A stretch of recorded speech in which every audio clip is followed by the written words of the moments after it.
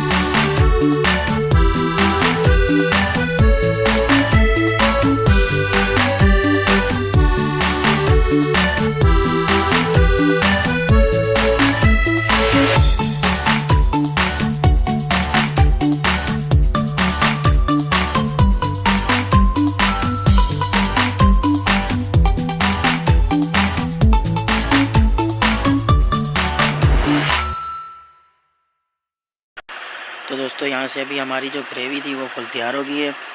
अभी हम यहाँ पे मसाले ऐड करेंगे, बिरयानी मसाला वगैरह, नमक वगैरह।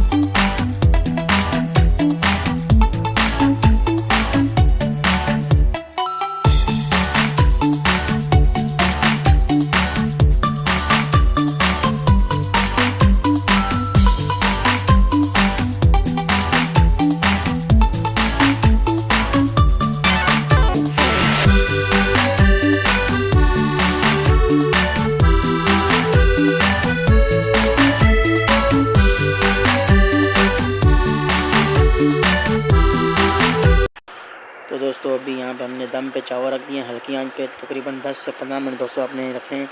दोस्तों यहाँ पे हमारे जो पुलाव हैं वो हो गए रेडी।